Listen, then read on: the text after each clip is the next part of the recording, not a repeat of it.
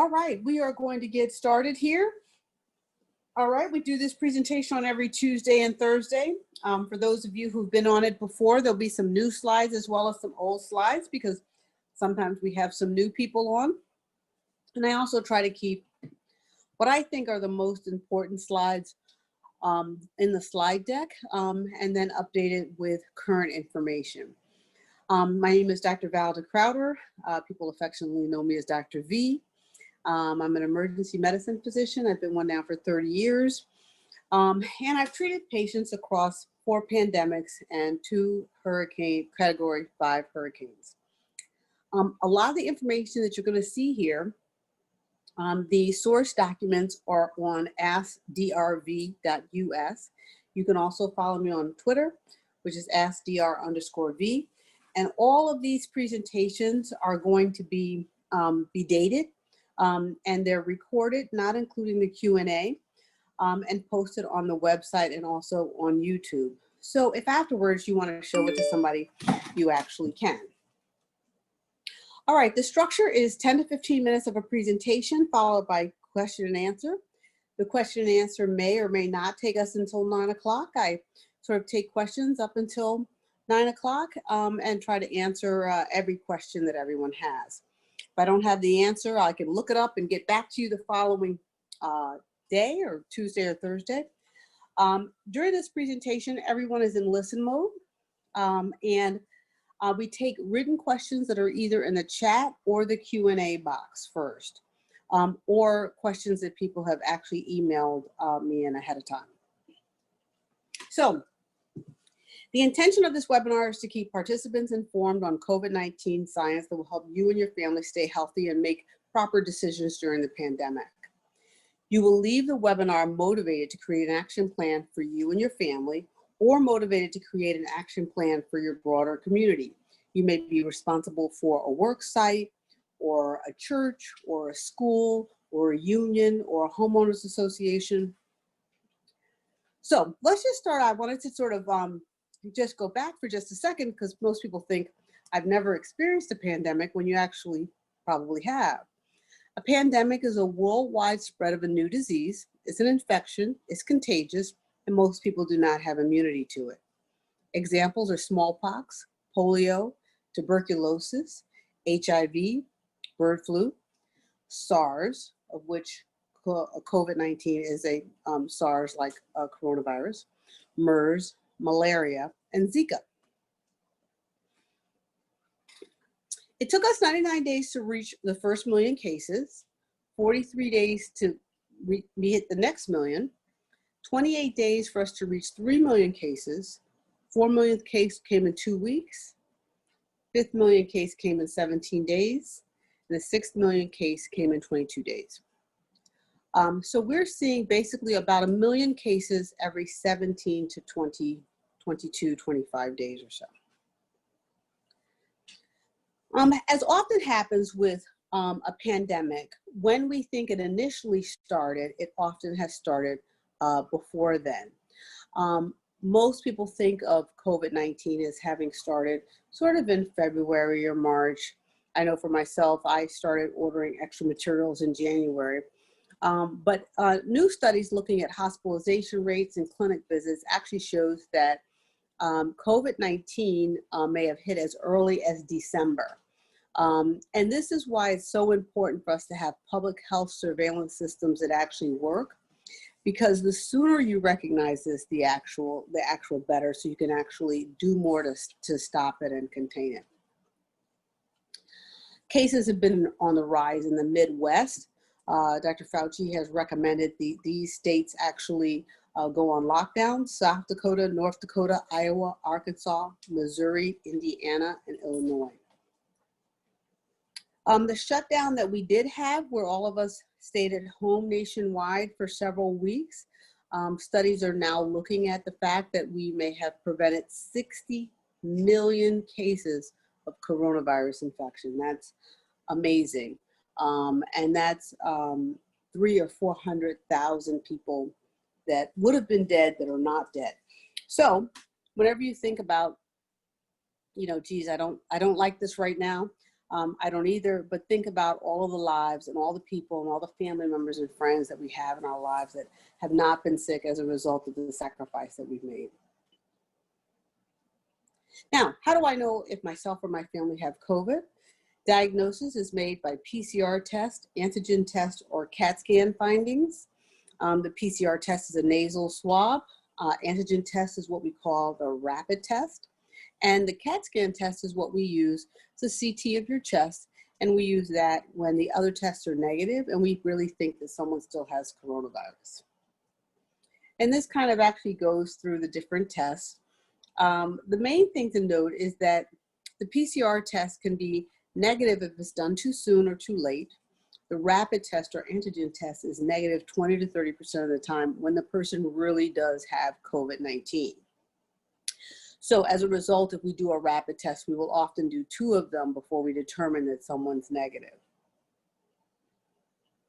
This is actually photos of a CAT scan. The yellow diagram, the yellow arrows in the middle on the bottom row kind of show you what the ground glass or linear opacifications, and basically they're little white lines that are in the lung field that should not be there. All right, everyone who's been on this presentation knows it's really important to respect COVID-19. It's highly contagious. Minimum time of exposure to infect others is only 45 seconds, so it can be very quick. Not enough time to put on a mask if you don't have on a mask. So that's why it's important to always have on a mask before you run into someone. In addition, if you look at 100 people who get exposure to COVID-19, 60 to 80% of them will become COVID-19 positive. This is in comparison with the flu, where the number is almost half of that, 30 to 40%. So this is definitely not like the flu.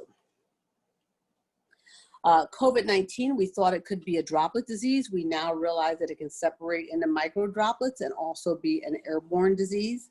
So it can travel as both. That's why the initial recommendation was to stay 3 feet away, which is the space parameter for a droplet disease. And we now say 6 feet or more because we realize that it actually is infectious in both ways. I tell people it is important not to use a nebulizer if you live at home with others and you have asthma. You cannot tell the difference between an asthma attack and a COVID-19 attack. And if it's COVID-19 and you use a nebulizer inside your home, you've made it airborne and spread it throughout the home.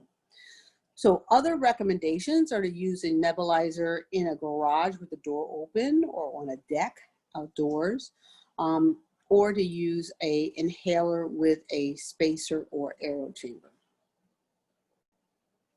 Now, there's six different clusters of COVID-19 symptoms.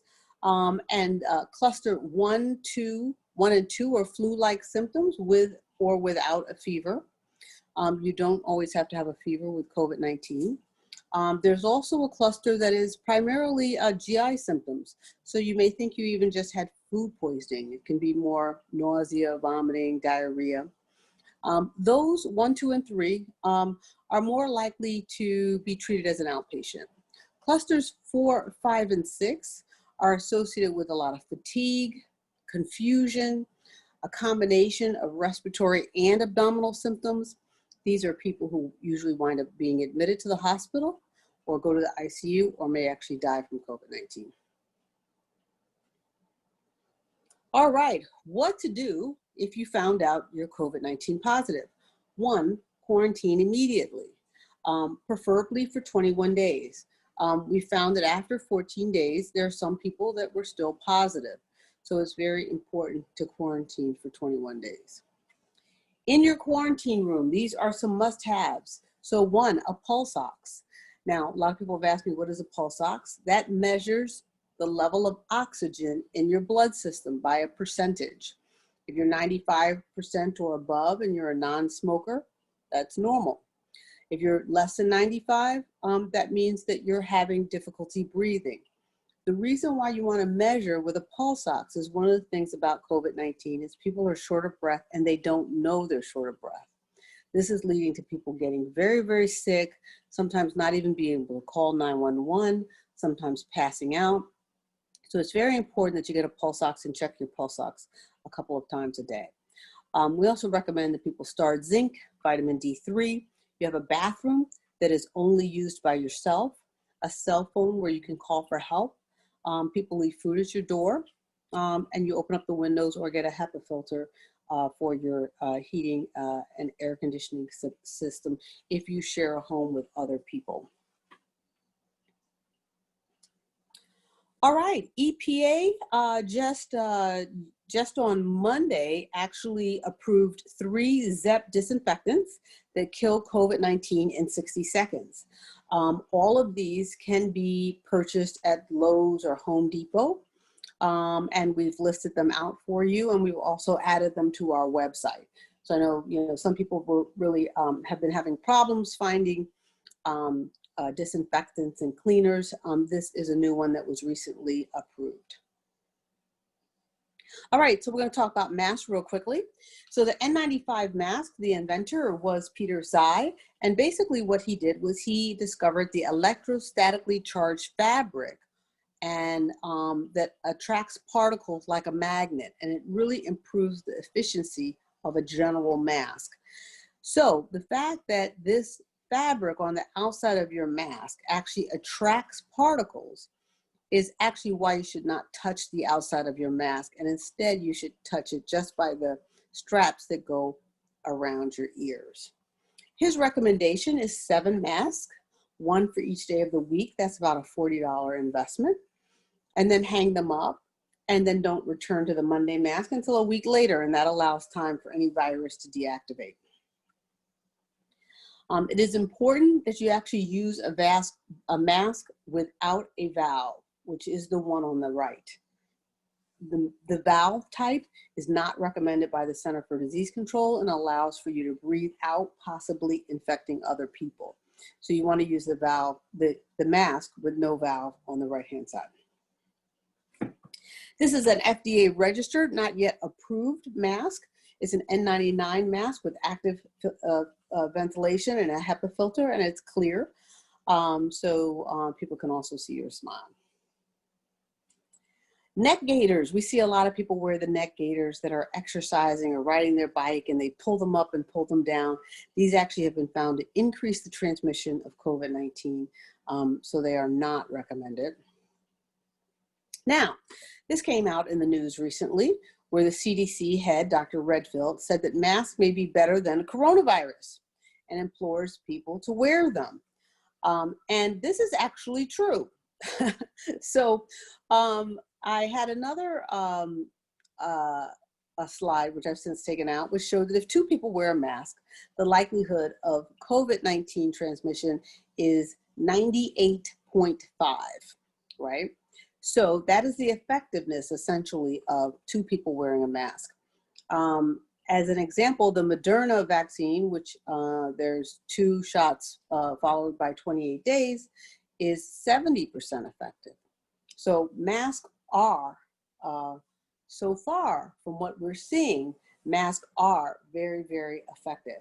Now, all the vaccines that are going through all the trials, there may be some that are more effective than what we're actually seeing from the Moderna vaccine, but at least some of the, what we're seeing is the masks are extremely effective when worn by everyone. All right, a lot of people talk about deaths by COVID-19. I want to talk a little bit more about long-term side effects because that's also a significant part of this. About 75% of COVID-19 patients that recover from the ICU and go home suffer from what we call post-intensive care syndrome. So this is cognitive, mental, or physical impairment that is relatively permanent or long-term. So renal failure requiring dialysis or transplant, limb amputations. For the young people, we're seeing a lot of strokes and clotting. Also, a lot of pulmonary fibrosis, decreased lung capacity. You hear people say, you know, I caught COVID-19 and I haven't gotten over it. I'm still fatigued. I'm still short of breath. About a third are reporting difficulty with normal activity, like walking a block or house cleaning. Let's see here. We looked at Big Ten athletes. And about a third of the COVID-19 positive patients actually develop myocarditis. Myocarditis is an inflammation of the muscle of your heart. So it's the pumping mechanism of your heart. And myocarditis is an inflammation of that, which then decreases the efficiency at which your heart pumps. This is a patient, not a patient, but a football player recently who returned back to high school. I mean, I'm sorry, not high school, but college, and 20 years old, played football and actually recently passed from COVID-19. We found that of the COVID-19 deaths that are less than 21 years old, 75% of them are Black, Hispanic, and Indigenous. So let's talk about herd immunity, because there's been some talk about herd immunity. I had these slides in and I kind of put them back in because there's more talk now about herd immunity. So herd immunity is a reduction in the risk of infection because a significant portion of the population has become immune. So you can become immune two ways. One, by natural infection. That normally requires 70 to 90% of the population to get infected, and also to have long-term immunity, right? So you have to get infected and have long-term immunity. Or the other thing is it can be by vaccine. So this is something that we're hearing about in the news as a strategy. So I want to really talk about that. All right. So if we assume that 80% of the population needs to be infected, the United States population is 330 million. 80% would be 264 million people catching COVID-19. So far, 6 million cases of COVID-19 have caused about 103,000 deaths. 264 million COVID-19 cases would cause about 8 million deaths. So a herd immunity strategy would cause catastrophic death. We would see about 1 out of every 30 to 40 people actually dying and no longer being here with us. So this is really not a strategy really to even speak of, because the implementation of such would be horrific on many levels. Sweden actually attempted it. And they failed, and they actually stopped and went to mask and social distancing. The other thing that makes herd immunity almost impossible is, like I said, 80% of the people have to get it, and you also have to have long-term immunity as a result of getting it. Well, we have now found patients that have been reinfected with COVID-19. So what we found is that after about 3 to 6 months, the antibodies begin to wear off, and you actually can get this again. This is very, very important for people who have actually gotten COVID-19 and recovered. They need to wear a mask and social distance just like everyone else. All right, so let's switch phases for just a second and let's talk about vaccines. This is a general format of how a vaccine goes sort of as birthed or born. There's an exploratory phase where you're actually looking at how the infection works, as well as a preclinical phase, which is actually tested in animals. Because of SARS, that work was already done on COVID-19. COVID-19 is a very similar virus to SARS. And because of that, the exploratory and preclinical phase was already complete. Clinical development is then phase 1, phase 2, phase 3. Phase 1 is a small group of people to assess safety and sometimes to look at immune response. Phase 2 is an increased number of people where you actually begin to do a randomized trial. Some people get the vaccine, some people don't. And then phase 3 is the final phase where now they're actually they're doing like 30,000 people in phase 3, and they're looking at both how well does it work as well as the safety of the various vaccines. Then usually there's a regulatory review and approval process, manufacturing, quality control, and distribution. And let me just say, we have actually never really done a nationwide adult vaccination program. So that is different for us. If you look at the coronavirus vaccine tracker, right now there's probably about 50 or 60 vaccines that are in enough of a format where they actually present a possibility. So we may have more than one vaccine that come out as viable. It's very important that all phases of the phase 1, phase 2, and phase 3 of the clinical trials are completed. This is on our website. There are 22 case studies where the phase 2 results were very, very different from the phase 3 results. So it's very important that phase 1, 2, and 3 are completed in its entirety. And the CEOs of the pharmaceutical companies actually agreed, they all agreed that they're going to wait until phase 3 data is complete before filing for approval. They also all prepared and signed a pledge, a joint pledge of safety and standards, coming to an agreement on what are the things that we're going to do to make sure that we have a vaccine, but that it's also safe. German company BioNTech actually believes that they will have a vaccine ready for approval sometime in December. AskDrV, on the other hand, is working with Oxford University, and they had to pause their vaccine study because they had an unexplained illness. They had someone who had what they call transverse myelitis, which is basically an inflammation of the spinal cord.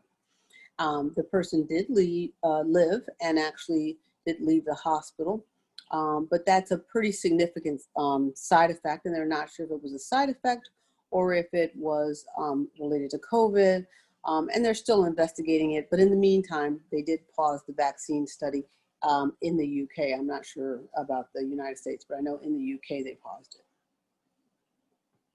So the other issue is that enough people have to actually take the vaccine for it to actually be effective and to work. So to really get herd immunity by vaccination, then you really need to have 70, 80% of the people actually take the vaccine.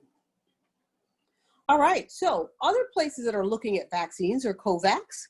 COVAX has an ACT accelerator that is a groundbreaking collaboration. It's a global collaboration that accelerates the development, production, and equitable access to COVID-19 tests, treatment, and vaccines.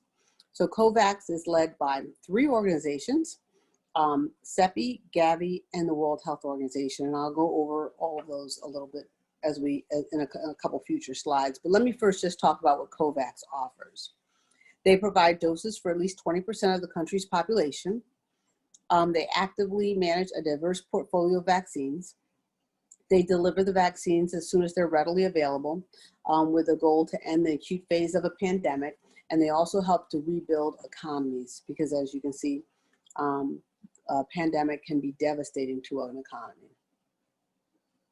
So when you look at with Gavi, Gavi is a global alliance for vaccines and immunizations.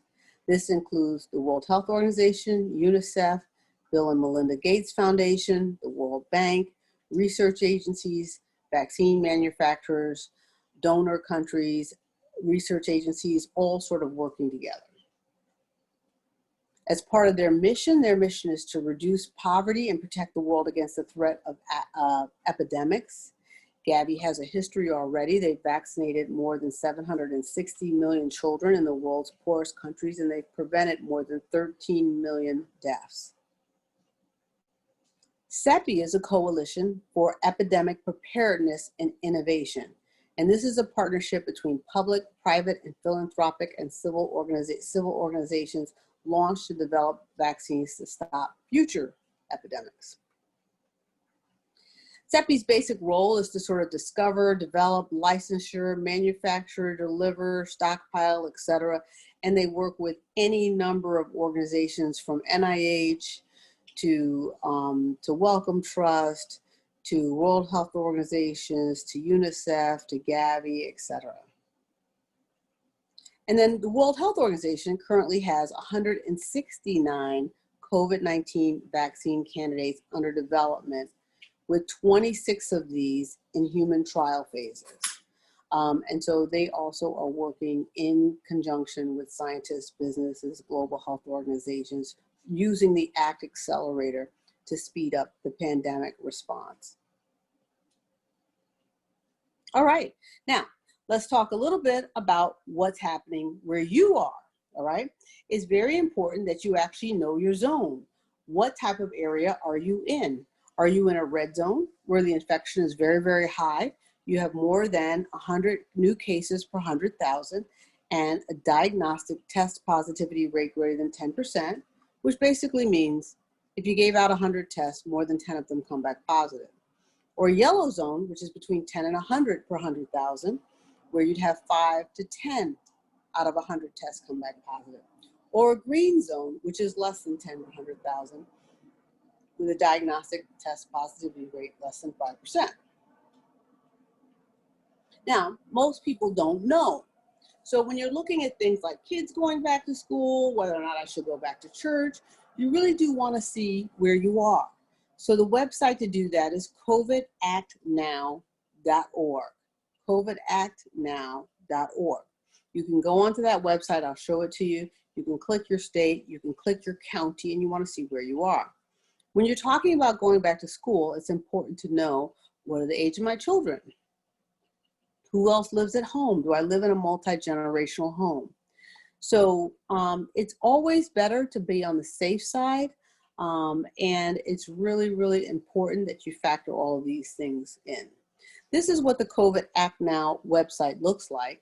Now, just because the whole state may be orange, when you actually click that state, or red or yellow, when you click the state, then it will pull up the different counties, and the different counties will actually be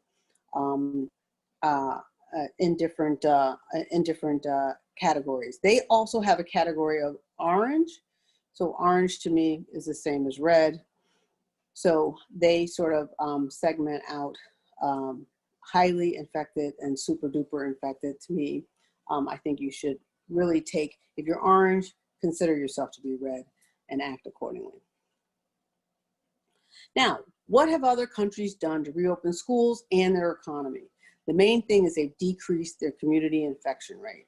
That is the number one thing that is important. With mask mandates, social distancing, limiting unnecessary outings. For schools, they've decreased class size, they moved desks 6 feet apart, removed public water fountains, provided PPE for teachers and administrators, more frequently cleaned rooms, offices, and buses, and installed cleaning stations and done temperature testing. Now, this is a COVID risk chart that was put together by the Texas American Medical Association. And let me just say this, I want to actually make sure that, because this has things that you actually, things that you can that you're actually doing that may be high or low risk. But in the group of 9, they have, as far as high risk, they have attending a religious service with 500 plus worshipers or more. I want to make sure 500, it doesn't need to be 500. I wouldn't even attend a religious service with 50 people, right? And I want to really be clear, because there's been a lot of confusion. It's really, really important that you don't go to funerals or weddings or really any sort of celebration that's going to be indoors, right? Particularly if there's singing or music. You'll see large music concert is up here at a 9. Those things have been found, or even a gym class indoors. Musical instruments, singing, huffing and puffing from like a Zumba class have been found to aerosolize, which makes the particles move around more and smaller and easier to breathe in. So it's very important to stay away from those things. As you go further down, swimming in a public pool, less dangerous. Going to the beach, less dangerous. If we keep on going, eating outside at a restaurant, less dangerous. Going for a walk or a run or a bike ride, less dangerous. Playing golf, less dangerous. Playing tennis, going camping. These are the things that you actually really want to do if you feel like you really have to get out now. And then they have as a 1, opening mail in your own home. All right, So this is just, I know people don't necessarily want to hear this, but I think it's important that we don't expect life to go back to normal next year. We are going to spend the majority of 2021 really trying to get our population vaccinated, assuming that we have a safe, effective vaccine. And it is going to take most of 2021 to actually effectively do that for 300 million people. And so I think that it's really important that we actually sort of create some routines now that we feel like we can actually take on for the next 6 to 8 months. All righty, I am going to now go to Q&A. Let me turn off the broadcast. Okie dokie, let's see here. All right, we got some questions in the box right away. All right, let's see here. Let's see what we've got. All right. Okay, all right.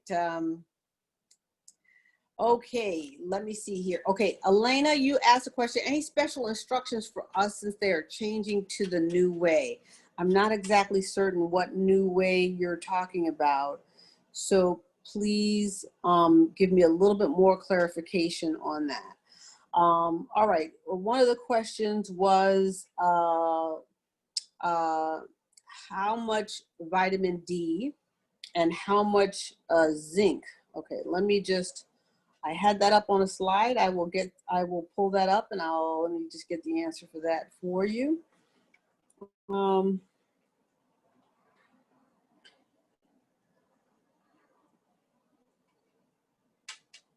Give me just a second here. Now, it matters whether or not for zinc and zinc, it matters what your age is and if you're a man or a woman, but basically for men need a little bit more. So men need about 20 milligrams per day. Women need about 10. For both men and women, the maximum on the zinc is 40 milligrams a day. Recommended intake for vitamin D, and you asked vitamin D, but specifically for coronavirus is D3.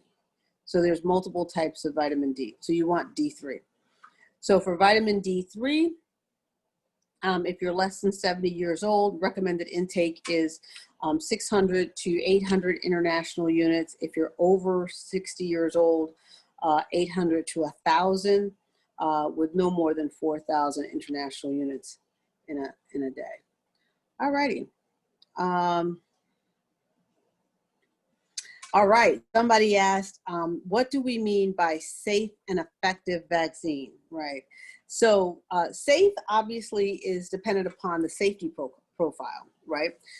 So safe vaccine means that people can take the vaccine and not have any significant side effects, right?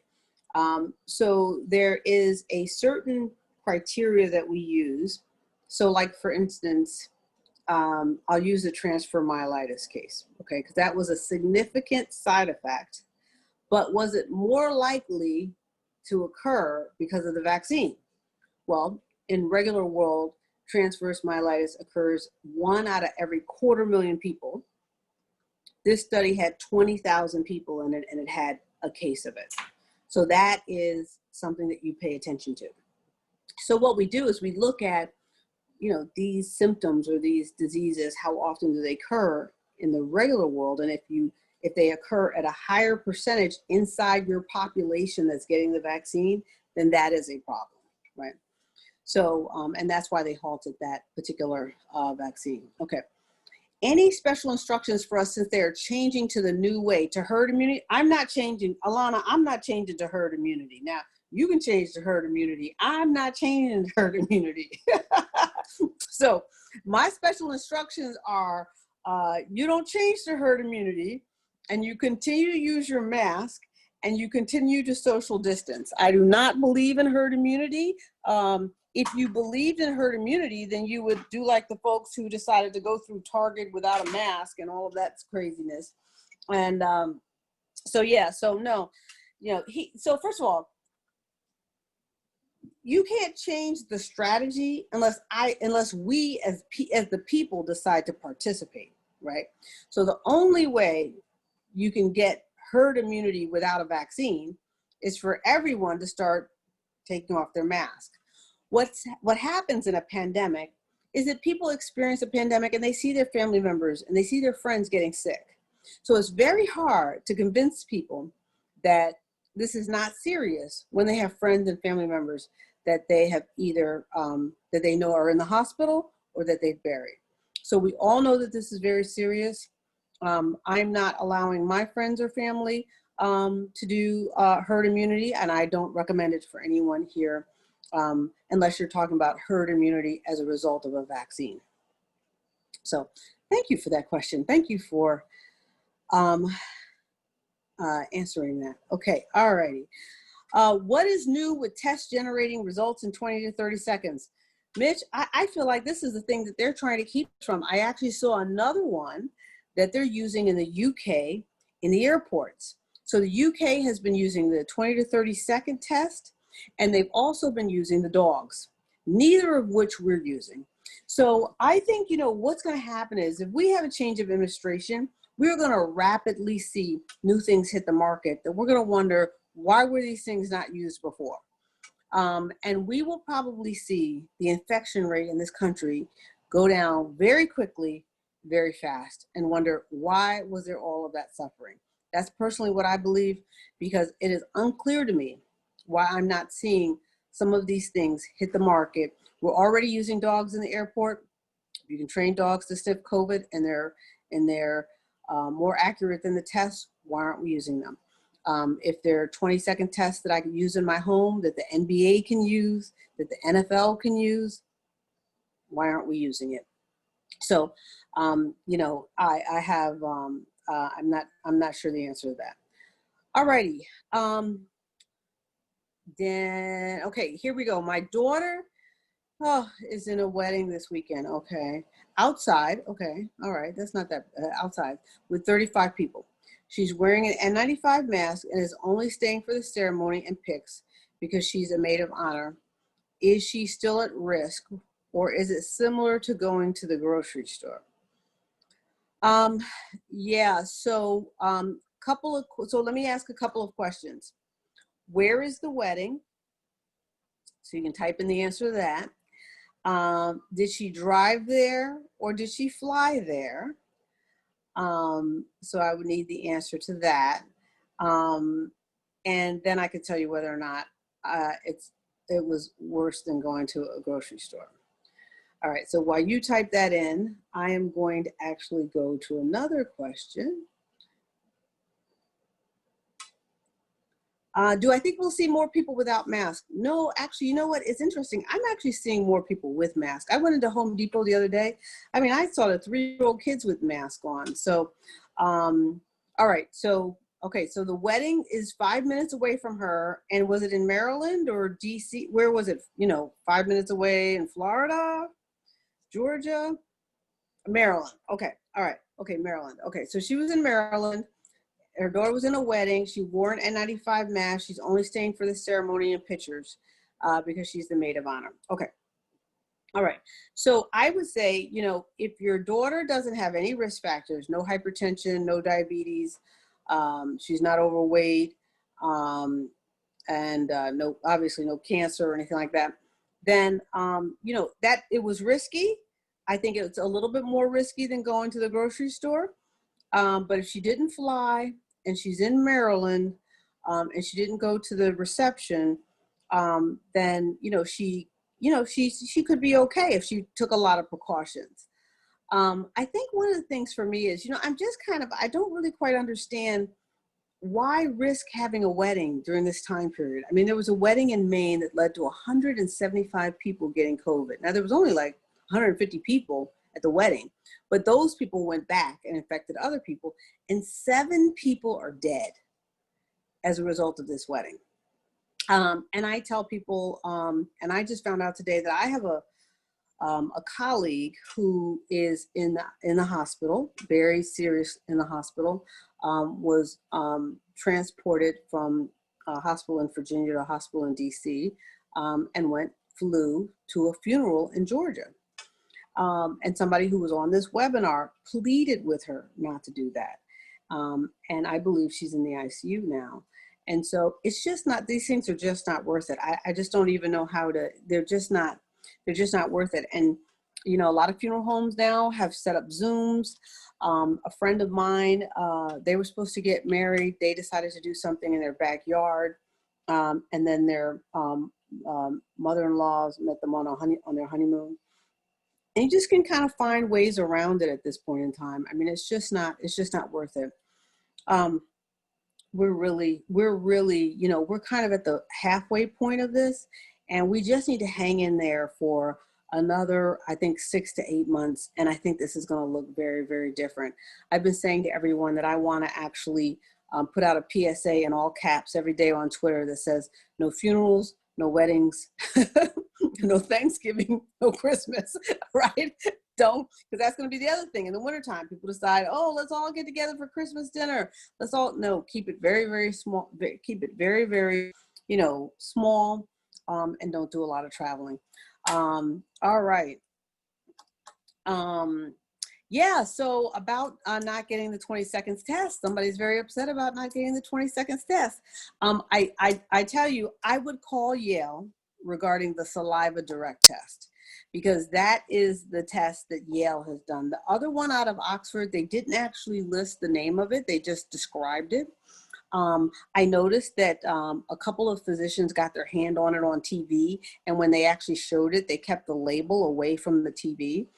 So I'm not clear what is the issue, that these cannot be given to us, and that, you know, it's almost like we're having to suffer. I really don't. And you know, I want to just go back to the wedding for just a second. It's actually really good that she didn't actually stay for the reception, right? Because that's, you start getting into food and drinking, and that's really dangerous. All right, several of my family members have not and do not. Oh, the wedding is this weekend. Oh, okay. All right, the wedding is this weekend. All right, wait a second. So if the wedding is this weekend, you want to be really careful with pictures, right? Because normally they do the pictures and the whole bridal party is lined up. So you want to keep the pictures, maybe, you know, the bride and the maid of honor only. Do you know what I mean? You don't have pictures with 10 people in them. That is not, do not have pictures with 10 people in them. And best for her, and make sure that when they're outdoors at the wedding, that people in the audience are really, like this wedding, really people need to be 6 feet apart. Remember what Trump said. Somebody sneezed in the White House and he ran out of the room. Okay, so that tells you how dangerous this really is. One person sneezing or coughing is things flying at 200 miles per hour, okay, and staying in the air for a very long time. So it really doesn't take much for this to actually, it really doesn't take much for this to happen. If I thought she had already gone, if she hadn't already gone to the wedding, I wouldn't go. But, you know, I understand, or I'd run down the aisle, take one picture and be an outie. So, oh God, her mother stays coughing. Okay. Several of my family members have not and do not social distance. Yeah. So here's the thing with family members that are sort of non-compliant. We've actually made a decision in our family regarding the family members that are not responsible, that they're not getting in, like we're going to do, they're not getting invited to something that we might do that might be a small gathering. So my brother and my parents, we might get together for maybe a small gathering of 5 or 6 of us outdoors. And we would maybe consider inviting one aunt or one cousin. If it is somebody who is not social distancing, not wearing a mask, or we believe taking risk in any way, shape, or form, we've been very clear. We're just not inviting them. We just don't even tell them that we're actually getting together at all. And we've decided that we're just not going to interface with them until we're vaccinated, or we know they're vaccinated, or there's some significant difference. So yeah, it's unfortunate, but we really do have to stay away from people that have irresponsible behavior. It's no different than, you know, with HIV, you had to actually be clear what were people's sexual behaviors, right? And so it's really almost the same. So if you have people who are not wearing a mask and not social distancing and not being responsible, then you really do have to cut them out, because they will take you down. I even had someone in the emergency department, a woman who brought her son in, and she didn't want to wear a mask. And I was very clear with her. I said, you know, you're either going to wear a mask or you and your son will not be seen today, right? And that son could have had whatever he had. He was going to go home with it if the mom didn't put on a mask. You know, I don't, and usually when you tell people that you're being serious about it, they back right off. Sometimes they'll make a little snide comment, but usually they back right off.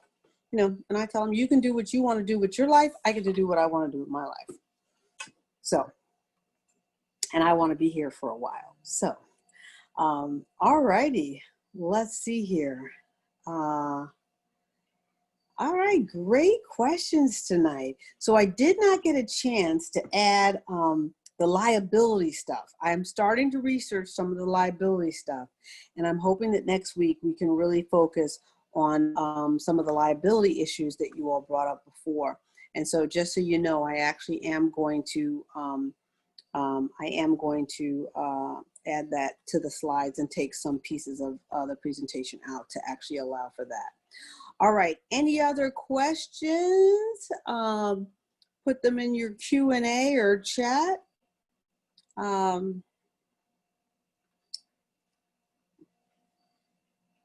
Danielle, I was gonna lower your hand. Does that take care? You had the wedding questions. Did that take care of does that answer your questions for your daughter? Oh, yeah, I'm just still nervous about all of this, though. It's Okay, just driving us crazy. does she live with you?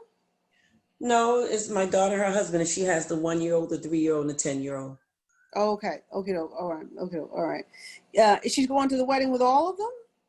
No, none of them are going to the wedding, none of us. She was just going because she's in the wedding, and Okay. she just feels bad because it's like her cousin who's a sister to her, and she doesn't know how to say no to her, but she figures she just wears her mask and be there at the ceremony, take the Right. pic, and then leave. She thinks she should be okay.